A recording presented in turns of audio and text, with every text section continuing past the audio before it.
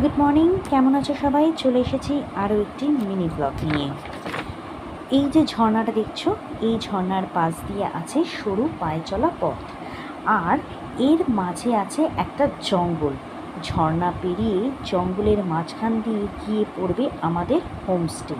আমি যে নর্থ বেঙ্গল বেড়াতে এসেছি তা তোমরা সবাই এতক্ষণে বুঝে গেছো। এবার ভাবছো তো আমার পছন্দের লোকেশনটা কি? আচ্ছা, তোমরাই দেখে বলো তো আমি ঠিক কোথায় ঘুরতে এসেছি।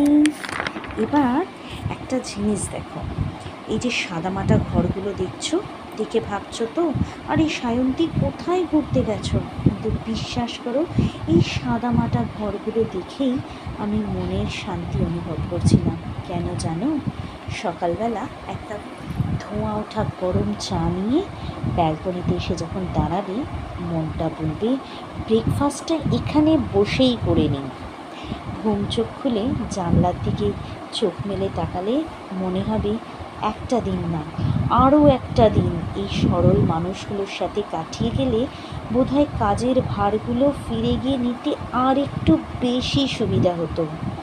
আর ঠিক সেই কারণে আমার এই লোকেশানটা এত বেশি পছন্দ হয়েছিল।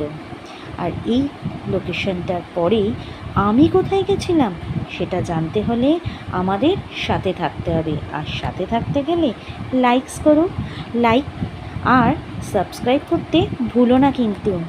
আর আমার ভিডিও যদি তোমাদের ভালো লেগে থাকে তাহলে অবশ্যই কমেন্ট করে জানিয়ে দিও।